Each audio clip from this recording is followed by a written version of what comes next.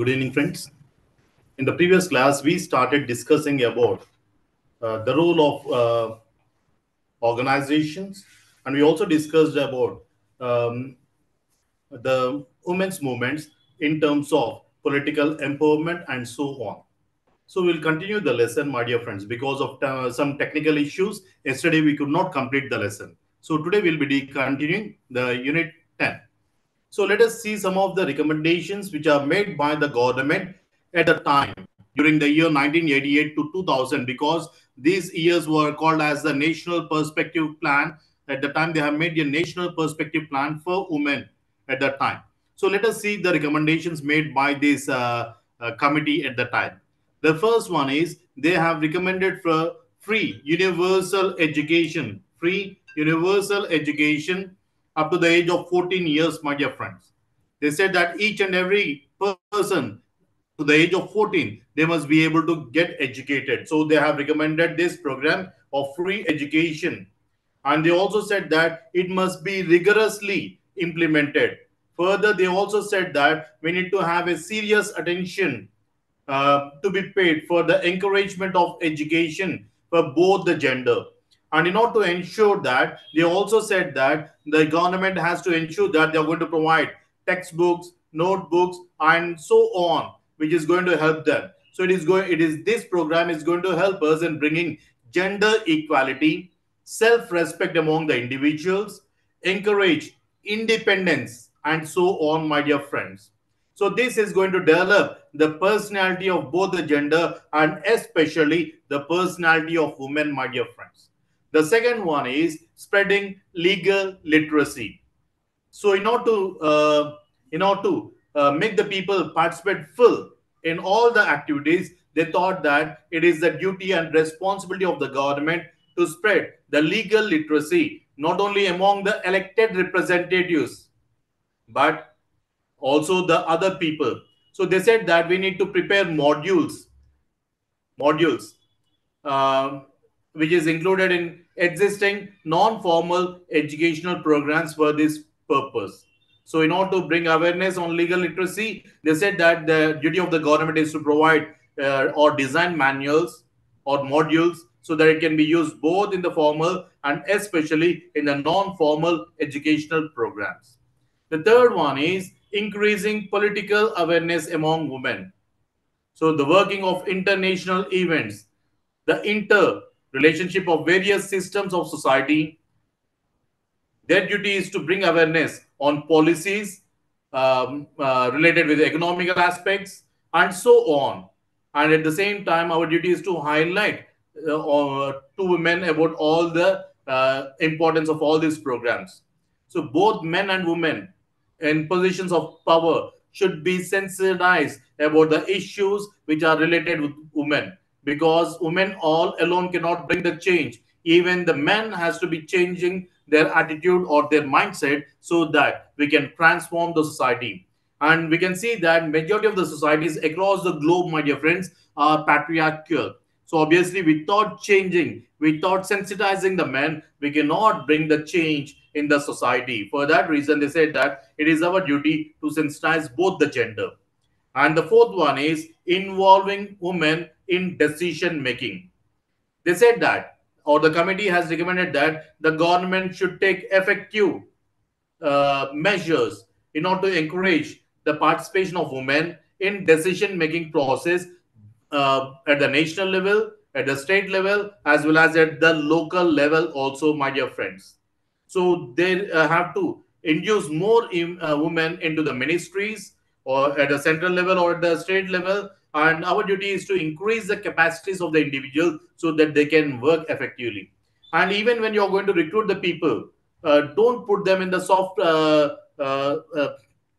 sections, like only the places where their work is not highlighted, or else there is no importance for that.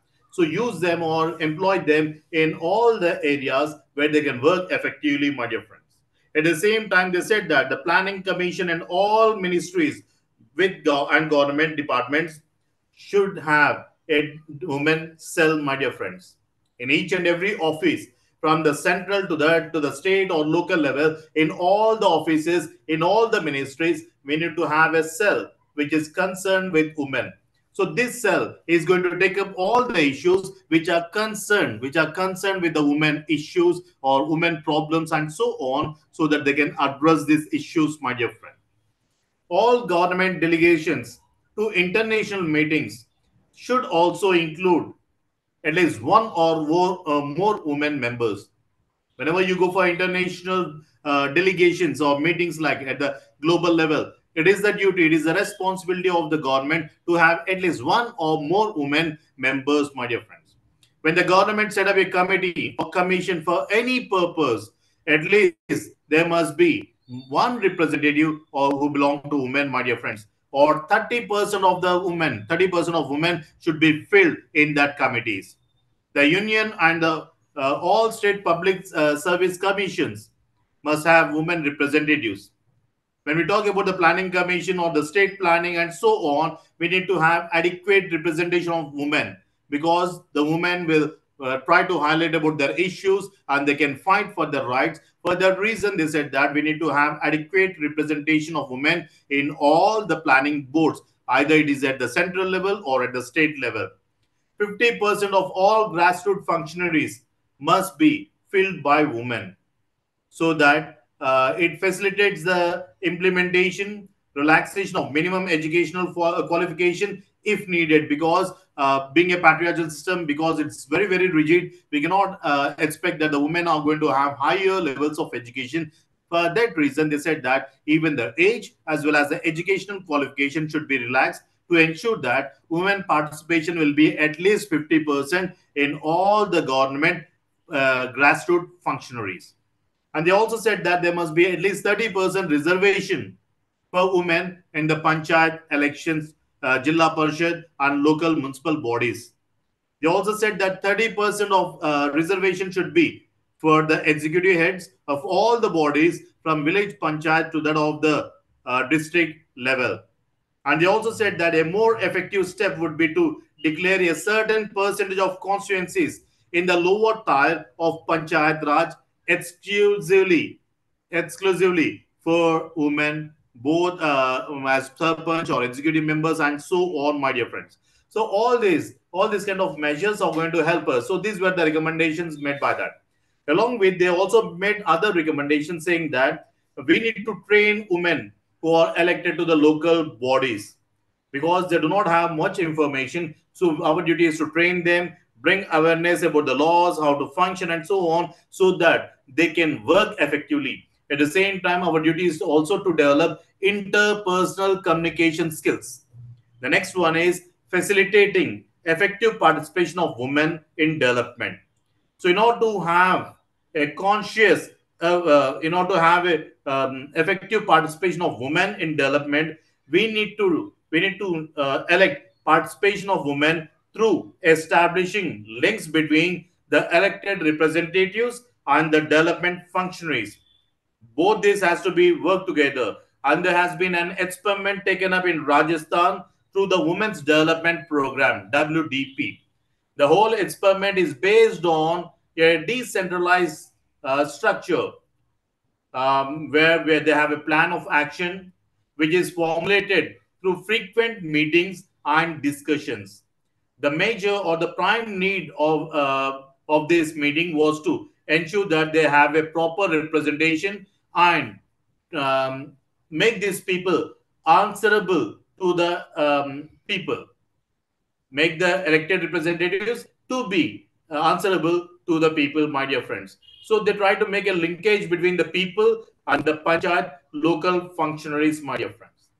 Then the next recommendation was representation of women organizations in advisory committees.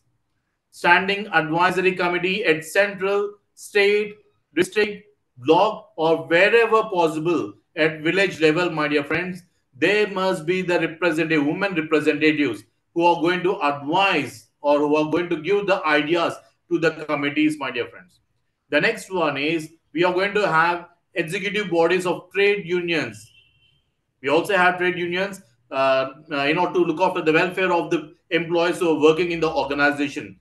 So in the industries, my dear friends, we also have women employees. So in order to safeguard the interest of women, even there must be members in executive body in the trade unions too.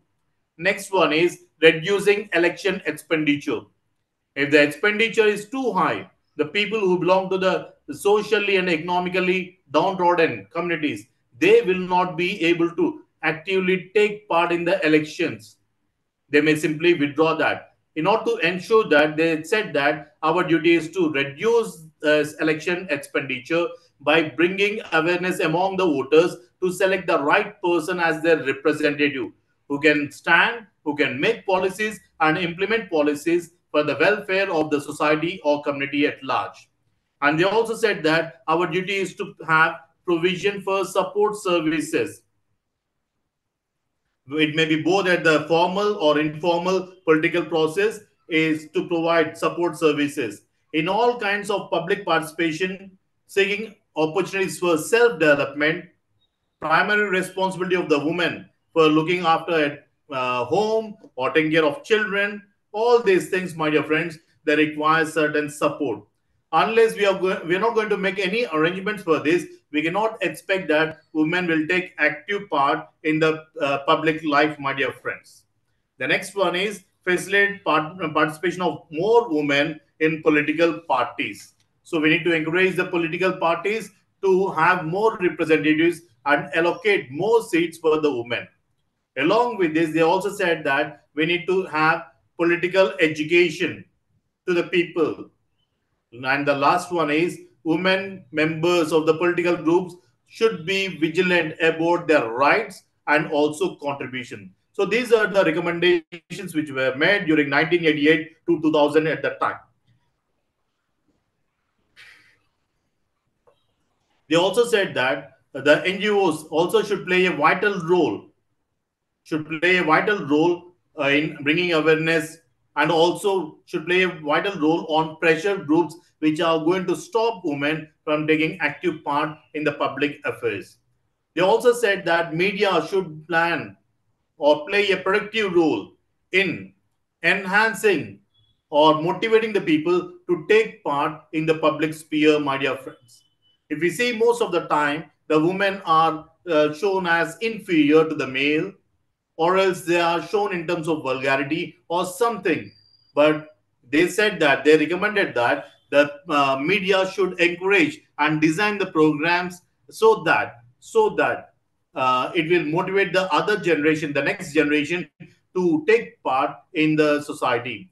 It also said that the media should play a vital role in highlighting the problems of the women, to discuss them, so that even the other people come forward, share their struggle, share their experiences, which will generate values, and which also helps us in discussing about how to bring about gender equality, how to bring about justice for all the people, and how to make a positive image of women, especially in the society.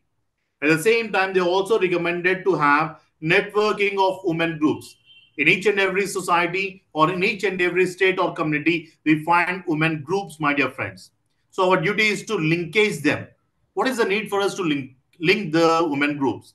For example, if there is any group which is very, very successful, then those people will come to the other groups and they are going to share how they have overcome the issues which are there in their locality, how they have drafted the policies, how they have influenced the government to design the policies, how they have made the courage, and how they could change the mindset of the people. So each and every person will come, share their success, share their stories, which may ignite the minds of the people, which may motivate the people to take up different activities, also empower themselves socially, economically, politically, in all the ways, my dear friends. So we require linkage or network of women's group. Even this was recommended by the group, by the committee at that time.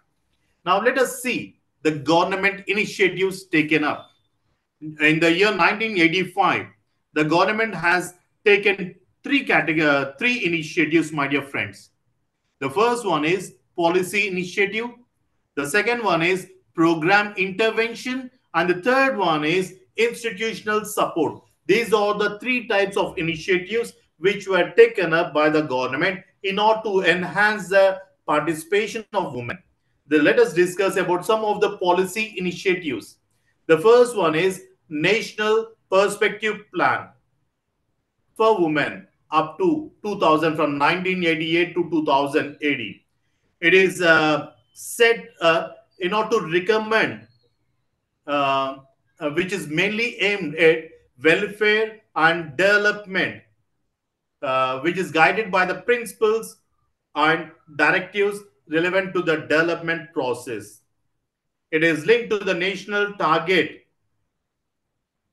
that we are going to have maximum participation of women by the year 2000. So there are certain already schemes which have been implemented under this national perspective plan. The second one is Shrama Shakti. There was a report of National Commission for Self-Employed Women and Women in Informal Sector.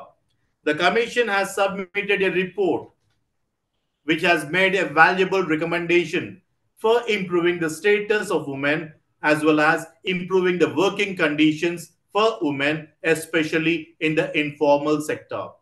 And this has included those people who are also self employed but who are being considered uh, for implementation. So they have designed the policies. They have recommended for certain policies which is going to strengthen the working conditions and the status of women. The third one is we also have the National Plan of Action for the Girl Child from the year 1991 to 2000. The main aim of this national plan of action was for SARC decade, because SARC has talked about a decade from the year 1991 to 2000, which was built upon a strategy for ensuring survival, protection, and development with specific focus as the girl child and the street girls. Because at that time, most of the people thought that taking care of the girl child is a costly affair. They have to take care of the child, they have to protect the child, and once she's grown up, again they have to perform the marriage, pay huge dowries, and so on. So some of the poor people or some of the people in some communities, my dear friends, they used to simply kill the daughter infant itself. So at the time they said that. So it is a duty of the nation in order to ensure that survival, protecting and developing with the specific focus on girl child and the street girls, my dear friends. That was taken up in the year 1991 to 2000, my dear friends, which we call as SARC Decade 2. Then we also have National Expert Committee on Women Prisoners during the year 1986. The expert committee studied the conditions of women in the prisons, especially in the criminal correctional justice system, and made certain recommendations suggesting legislation, custodial, correctional, and prison reforms which are related to women prisoners, implementation of these reforms both at the central level as well as the state level. So they have also said that, mentioned, they also have said that there must be certain recommendations which are made by the National Commission for Women, and even this should be implemented in the prisons too. So we have National Expert Committee for Women Prisoners who talked about various issues pertaining to women prisoners. Then we also have National Nutrition Policy of 1993. The government has formulated National Nutritional Policy in order to fulfill the constitutional commitment to ensure certain nutritional standards. In this process, they have taken a short term as well as a long term measure in order to improve the nutritional status of the individuals. And as a process of this, they have developed these Anganwadi centers, which is going to provide additional food supplements for the prospective mother as well as for the infants too, my dear friends. From the time of pregnancy, they are going to provide nutritious food, so on. At the same time, we also have public distribution system for all the BPL families, They are going to provide food on subsidized rate, my dear friends. If we see in Telangana, for each individual, the state is providing minimum 5 kgs of rice and each kg only for 1 rupee, my dear friends. If there are 5 members in the family, 5 into 5 kgs, it goes to 25 kgs, and that too only for 25 rupees, they are going to get a decent rice, my dear friends. Along with this, they provide them oil, they provide them pulses, and so on, so that they can have they can fulfill the basic nutritional requirements. Then they also have a policy like reservation for women at grassroots level, and the democratical institutions, nothing but the local bodies in the Panchayat system. This was brought in the year 1993. During the 73rd and 74th constitutional amendment, they have brought 1 by 3rd of reservation for women at Sarpanch, at block level, even at the district level, my dear friends. Okay, so these are the policy interventions. Now let us discuss about the program interventions in order to strengthen the women participation.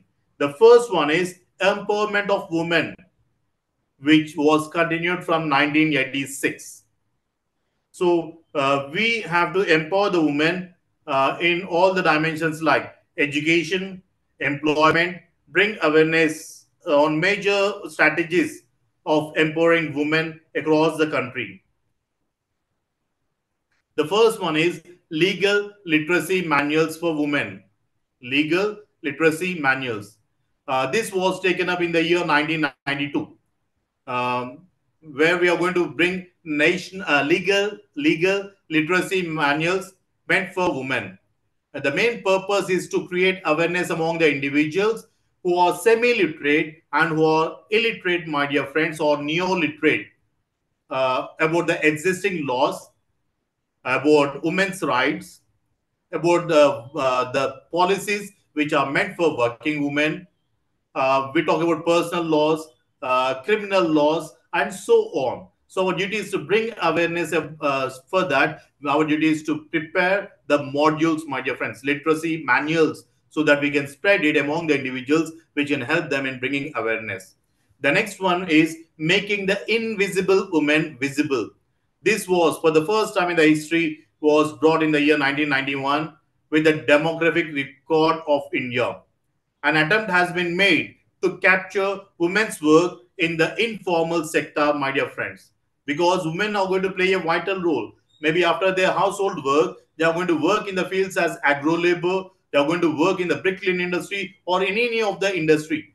If we see in Varangal, Nizamabad, these Karimnagar, these areas, women after the household activities, they are going to roll BDs or they are going to make BDs and they are going to make a living or they are going to add additional income for the family. So they are working in the informal sector. So our duty is to highlight them, how they are going to contribute to the national economy, how they are going to contribute for the family. So their work is not highlighted. So they thought that our duty is to highlight the work which is being initiated by the women. So they said that our duty is to make the invisible women visible. So in the year 1991, for the first time in the 1991 census, they have brought the number of women who are working in the informal sector and um, and the distribution to the entire population, everything that has been mentioned in the 1991 census, my dear friends. We also have welfare and support services, which has been continued from the year 1975. The Indian government was making policies, making programs, because they thought that these support services are going to promote women's participation in each and every area. And they also said that the government is going to closely work with the organizations or they are going to work in collaboration with the voluntary organizations so that they can take these welfare programs or activities or services to the grassroots level, my dear friends, that too very, very effectively. So they also talked about providing hostel facility for the working women. They also talked about creating market for the people, for the self-employed people who are manufacturing the products. They also talked about preparing crutches and so on, talking about hospitals or networking for the women who are working and so on. This kind of welfare and support schemes or services were being continued from the year 1975. Then our duty is also to go for gender sensitization and also bring awareness. So this has been continued from the year 1986, my dear friends. So we are going to bring the changes in the social attitudes, especially towards women, towards girl child, and so on.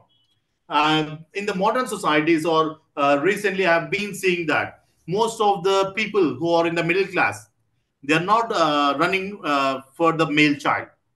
Earlier they used to have a desire to have a male child, thinking that the male child is going to take care of them when they grow older.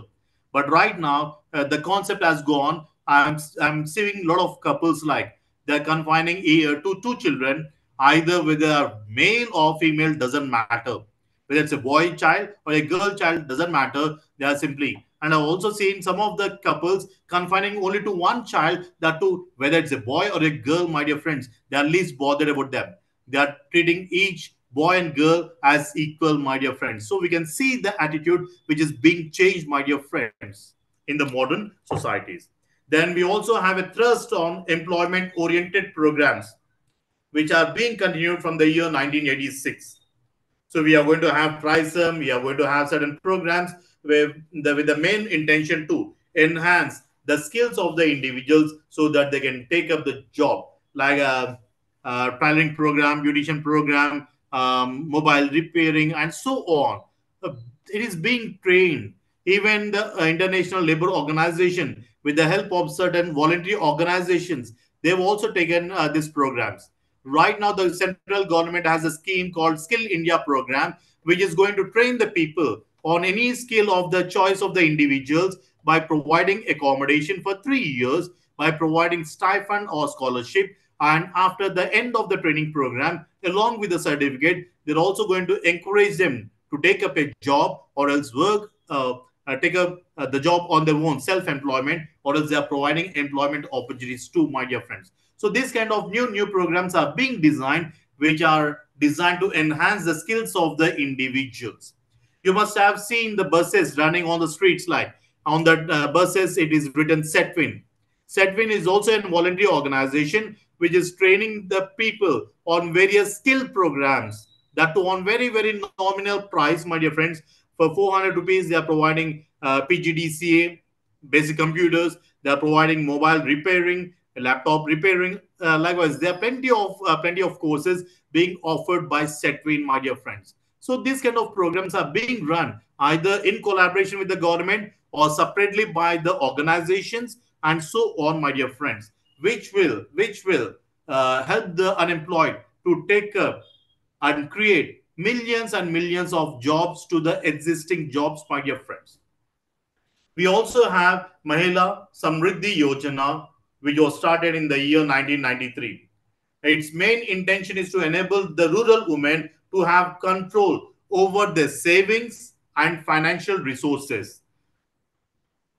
This Yojana offers rural women the facilities to deposit amount to save the money. At the same time, whatever the money is being saved, they are also going to provide attractive rate of interest so that they can save the money in the post office. It is going to motivate them to save whatever the money they generate. And we also have National Credit Fund for women, which was started in the year 1993 too. The main intention of this was to readdress the grievances of the poor, assetless women related to non-accessibility to formal credit system. If they do not have access to the banks to avail loans, or to the other agencies like cooperatives and so on, at the time, in order to look after the welfare of these people, the government of India has set up National Credit Fund for Women, my dear friends, which is also called as Rashtriya Mahila Kosh, which was started in the year 1993. The fund was set up with the initial corpus fund of 310 million rupees. It was extended credit to the poor women at reasonable rates of interest through or with the help of non-governmental organizations which are working in the rural areas. The main objective of this fund is to help and develop a national network of credit services for women, especially in the informal sector, in order to boost self employment, micro enterprises, small businesses, and so on.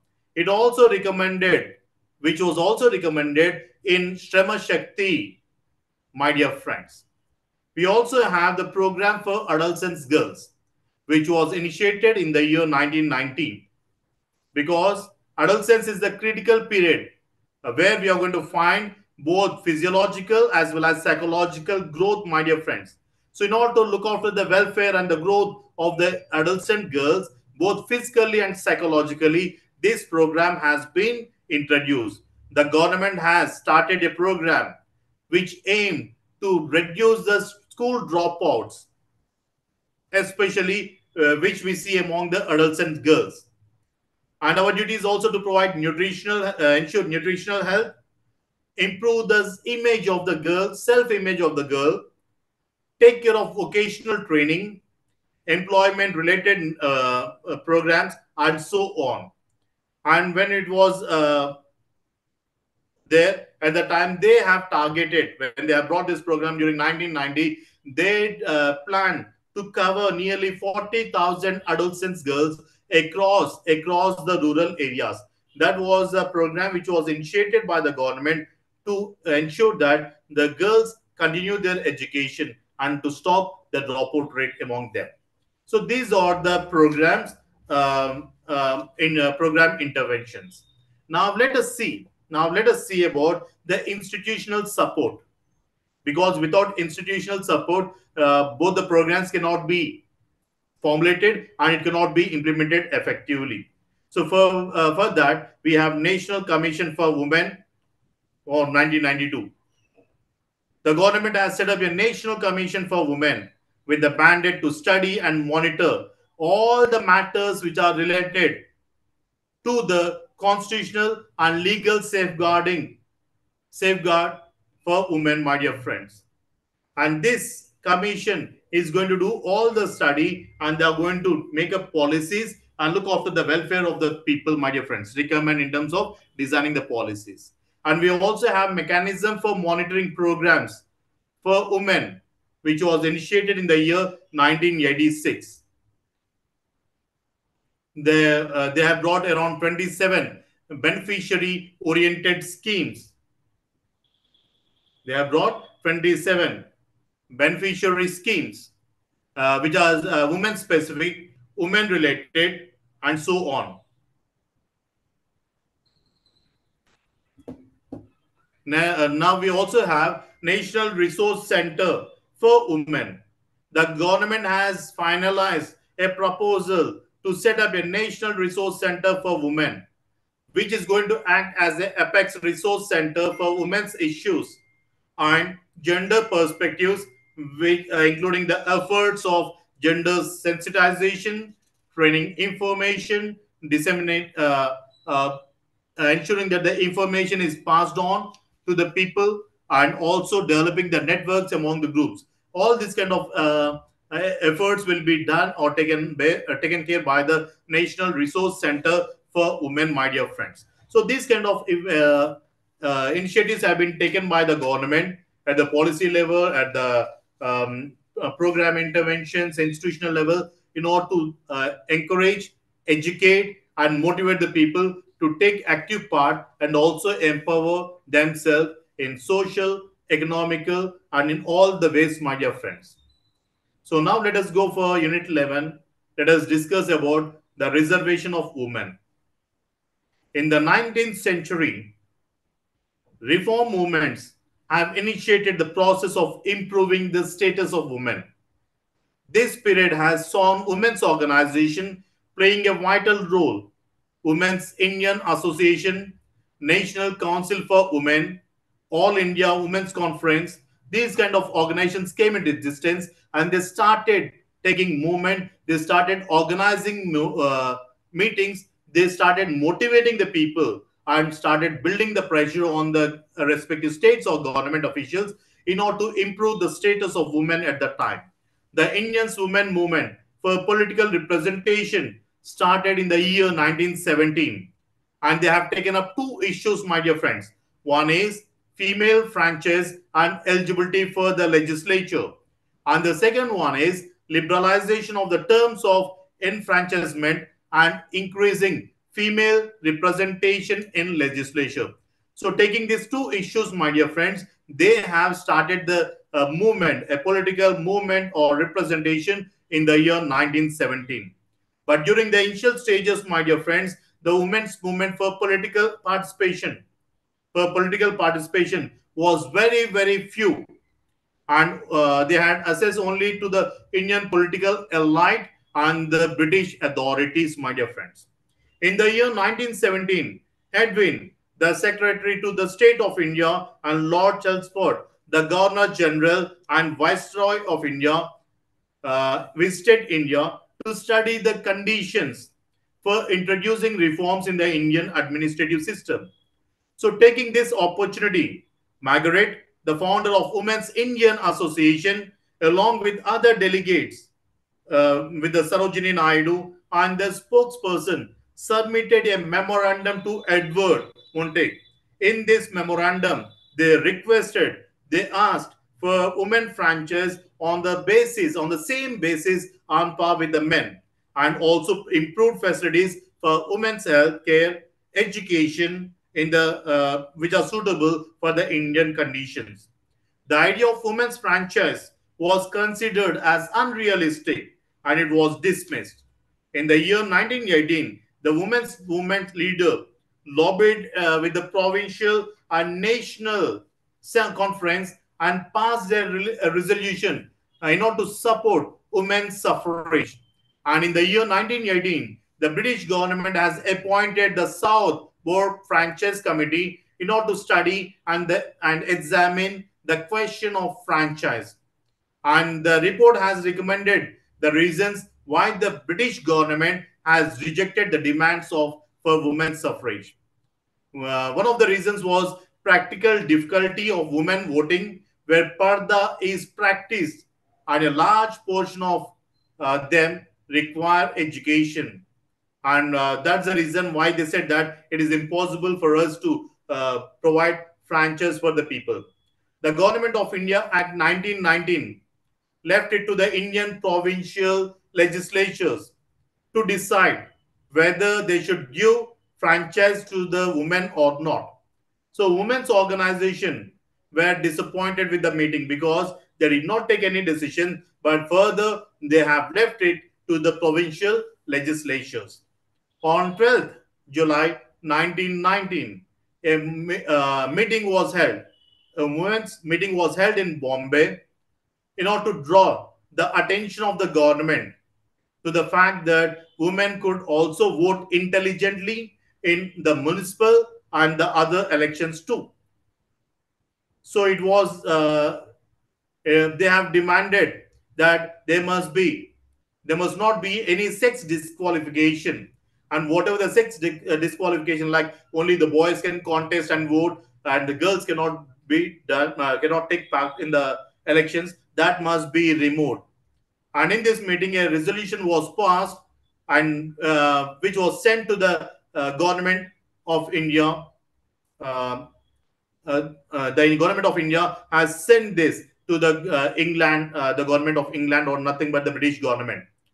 So the Indian women's movement sent four representatives: Sarojini Naidu, Annie Besant, um, Kirabai Tata, Mithibai Tata, to go to London to submit a statement of the Joint Select Committee of the Parliament supporting female franchise. The Parliament left the decision to the Indian provincial legislature again, and it called it as a domestic subject in the Government of India Act of 1919.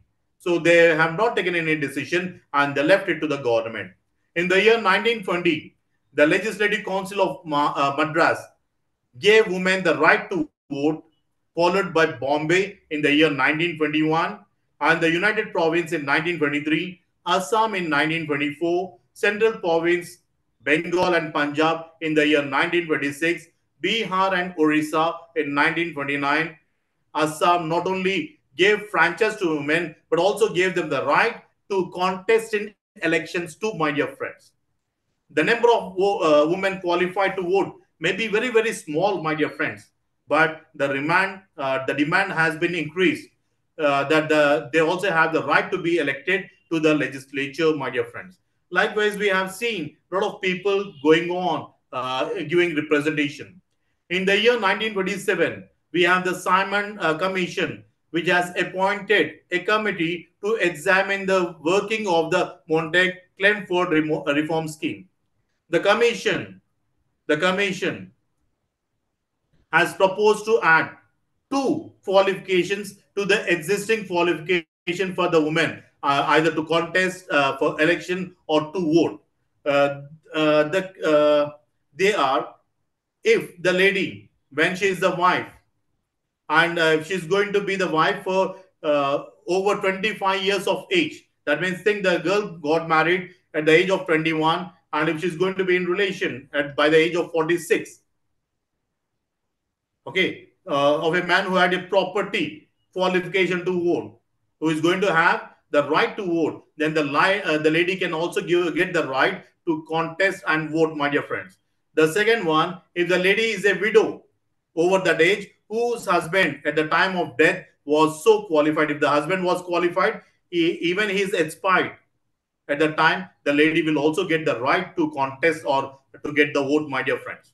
And the third one, which they have made recommendation, was educational qualification should apply to women over 21 as well as to men also. Women who could read and write in any of the language should be given the right to vote, my dear friends. So these were the recommendations given by the committee which was appointed, uh, the Simon Commission, which was appointed to see how the reform scheme was functioning.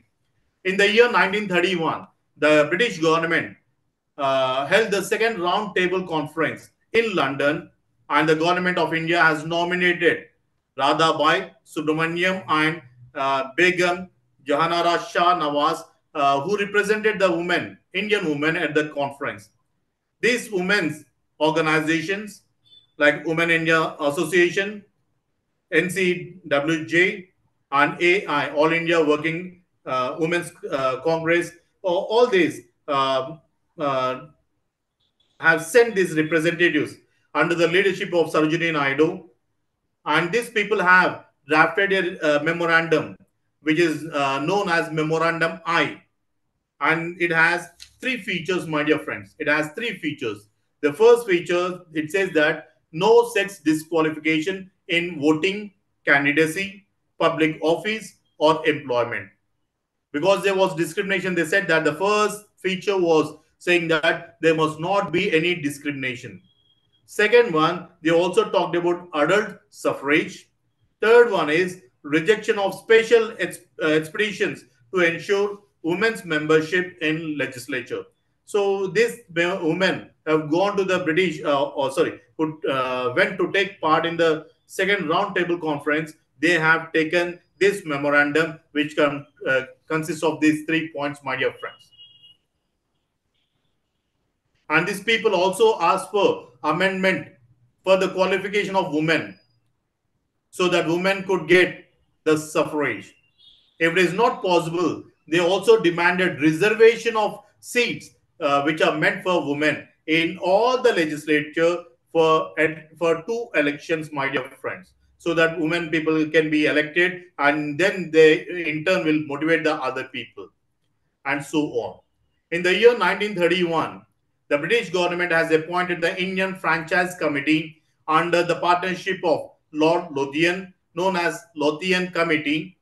The Lothian Committee, in its report, rejected adult franchise because of the country's size, large population, high level of adult illiteracy, and so on. For that reason, this committee has rejected the adult franchise.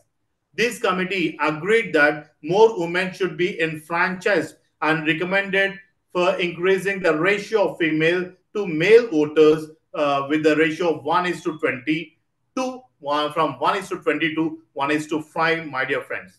The committee also recommended that there must be lower property and educational qualification for both men and women for enjoying this franchise, provincial franchise.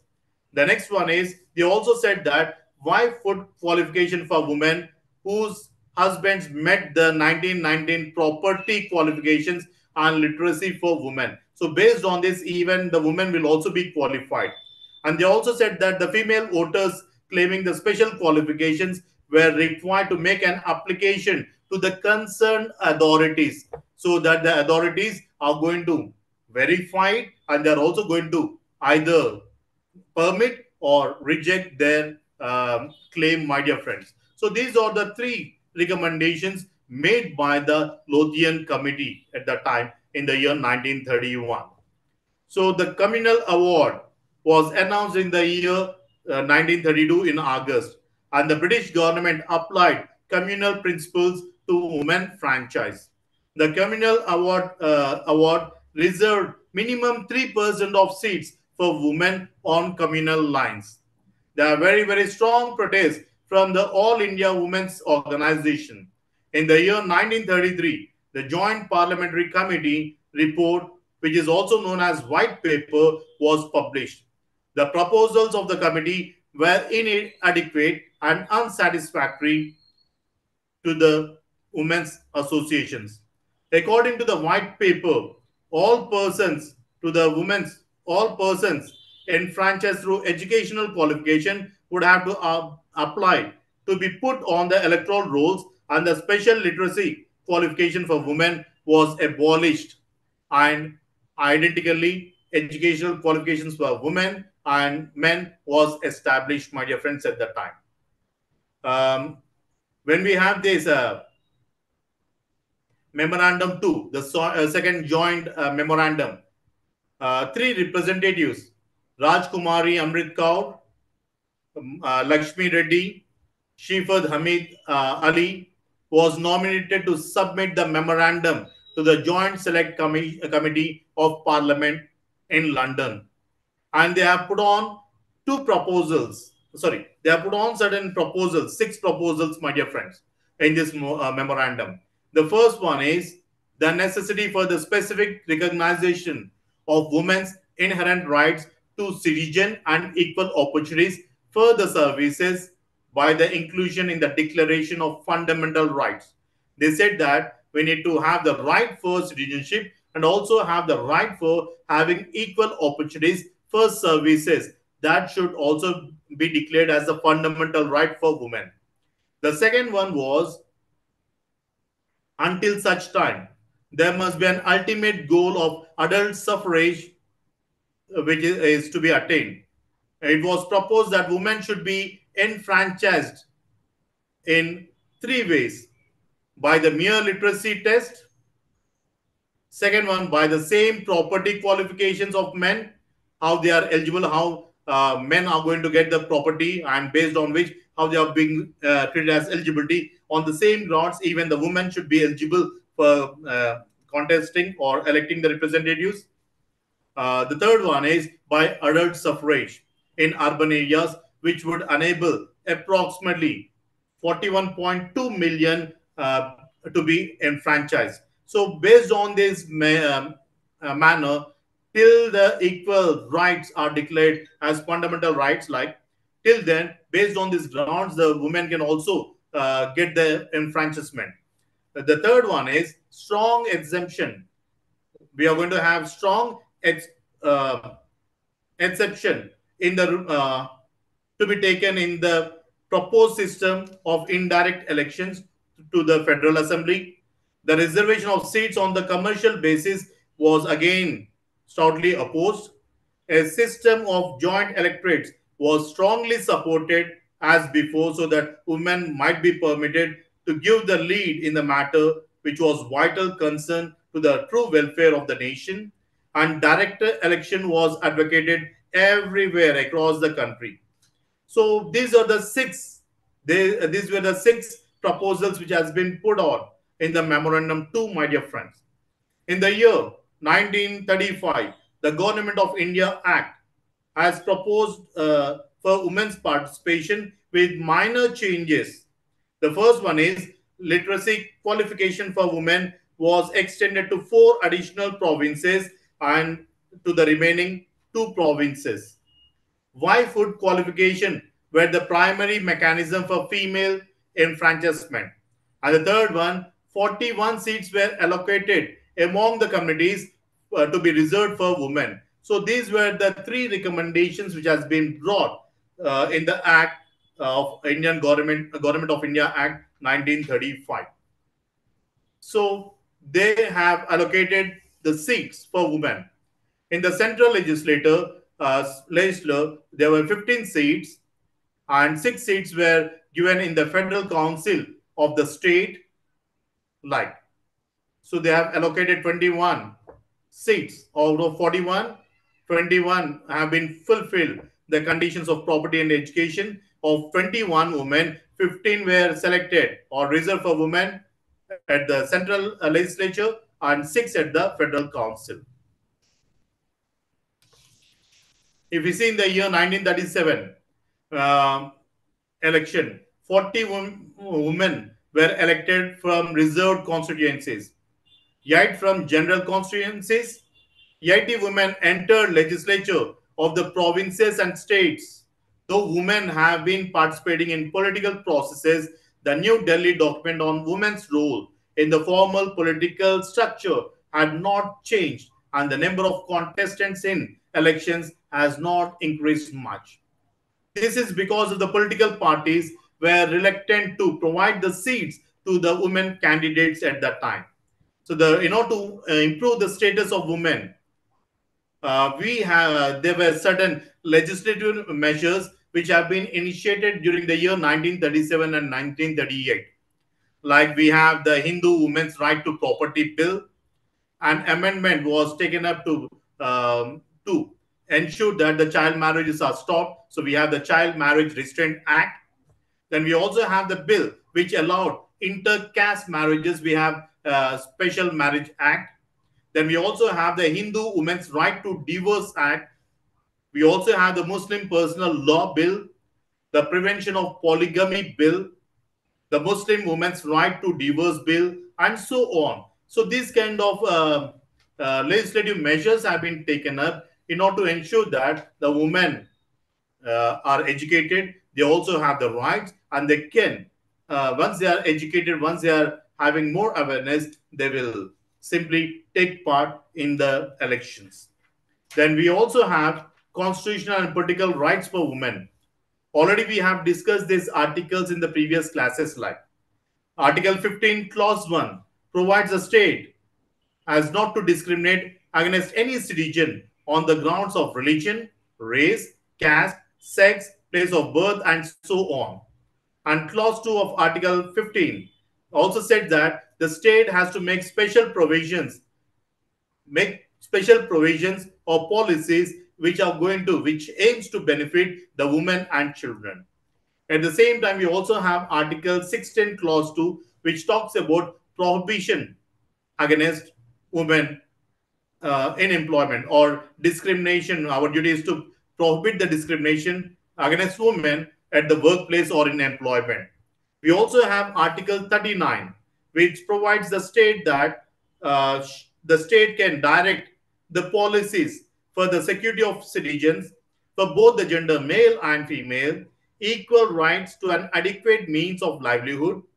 That means both the people have the right to work, then also have equal pay for equal work, preservation and promotion of health and strength of the workers, and children against abuse, or workers, both men and women and children, like protecting them against abuse, securing equal pay for equal work for both men and women. So these have been inscribed in the Article 39 of the Indian Constitution.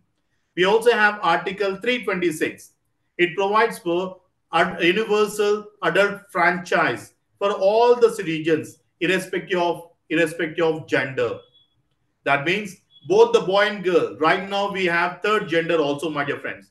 So even the third gender can also take part in the politics, my dear friends. So Article 326 of the Indian Constitution provides for universal adult franchise, and it provides for all the citizens, my dear friends.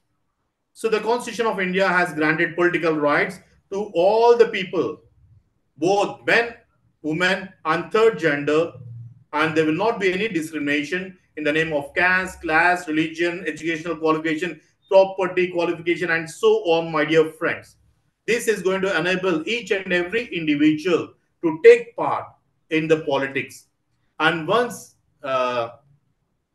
if we see at the local bodies, at the initial stage, there was no educational qualification because Mahatma Gandhi ji has opined that the people needs to have the orientation to work for the people, to work for the welfare of the people. For that, you don't require, if you want to work for the welfare of the people, you don't require qualification. That was the opinion. For that reason, at the local bodies, we do not have any educational qualification. Maybe for the higher, maybe a little bit, but for the local bodies, my dear friends, it was. Okay, at the initial stages. This way, the constitution has provided for the political rights, my dear friends, for both the gender. Then we also have reservations for women, which was recommended by various committees. Already we have discussed this, my dear friends, that we are going, according to the 73rd and 74th Amendment, we have provided 1/3 of reservation for women at the uh, uh, village level, at the block level, and at the district level, because we have a three-tier Panchayat Raj system, my dear friends. And like we have this Committee of Status of Women, which was appointed in the year 1971 by the Government of India. They also recommended for the reservation of women in the politics. According to the National Perspective Plan for Women, they also made the recommendations in the year 1996. The first one is the Planning Commission of all the ministries and government departments must have a woman's cell. This is mandatory. They have made it. They have recommended this. The second one is the government delegations. Already we have discussed this. Again, I am repeating this. Whenever the government is going abroad, they need to have the women members whenever we go for international meetings. So the Planning Commission, there must be adequate representation of women. We need to have 50% of the women in all the grassroots level and so on. Likewise, we have recommended for the reservation of women in all the bodies. So along with the constitutional provisions, even the government also try to ensure that there is reservation, adequate participation of women in all the ministries, government offices, and so on, in order to strengthen them, my dear friends. So here we'll stop here, guys, and we'll continue in the next class. If you have any doubts, you're free to ask.